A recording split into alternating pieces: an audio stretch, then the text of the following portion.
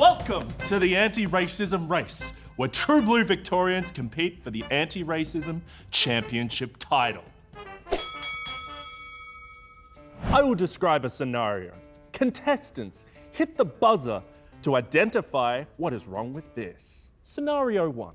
A new foreign student introduces himself to a classroom. The teacher immediately shortens his name to make it easier to remember. The teacher shortened his name without asking, stigmatizing cultural differences and forcing the student to accommodate white people's discomforts. Correct! Next, a boss asks a First Nations employee to write the land acknowledgement speech during National Reconciliation Week. It's discriminatory to expect a task from someone just because of their identity, especially if it's unpaid and not part of their job description. Bingo! Next, a black woman is told she is very articulate when discussing a social issue. Articulate is a condescending term that implies someone is an exception to their race. Eloquence isn't confined to one racial group. Correct! Well, they do have a bit of an advantage. I'm not sure it's very fair. Contestants are paired up and must reenact a scene. The other team have to find the best way to respond as witnesses. This feels a little too on the nose. Is this a setup? Good morning, class. Talk louder. I can't understand your English. Excuse me, white student. Lecturers hold senior positions and must be offered due respect. They are owed an apology. And use your brain. An accent simply means that they're proficient in another language. Accents don't reflect someone's intelligence. I have no high expectations for my teammate, but luckily for her, I'm used to carrying the weight of others on my back. I didn't win 4 charade championships for nothing. A table for 2, please. Not next to those curries, though. Okay, I'll seat you somewhere else then. This feels like self-flagellation. We heard you use a slur to describe another customer in a public venue. Does this establishment tolerate bigotry? I demand to speak to the manager. For our final round, the contestants are going to take part in a relay. The catch? They can only take a step forward if the statements apply to them. Statement 1, you have been bullied or targeted for the way you look.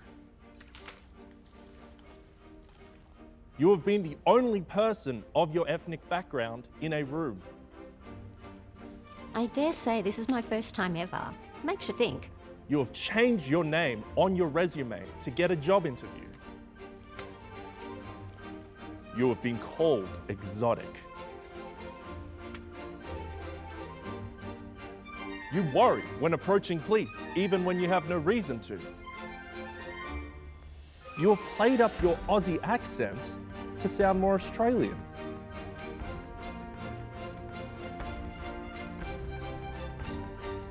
Transparency can be good for a political campaign. You have been passed up for promotion compared to colleagues of the same experience level.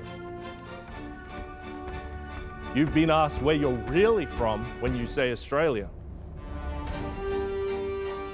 You've been told to be grateful for what you have when discussing racism.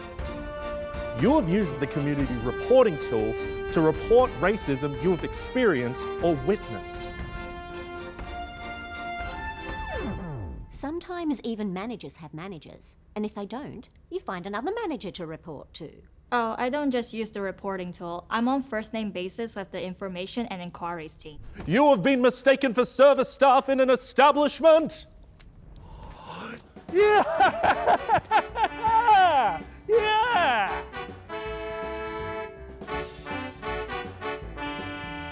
We've tallied the points of all 3 rounds, and there is one clear winner.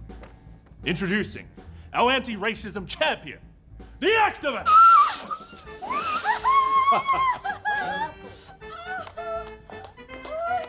How does it feel? This is truly an honor, Victoria. As your champion, I won't let you down. There wasn't even a trophy. I mean, I'm not even going to consider this as a loss. I've learnt many things today.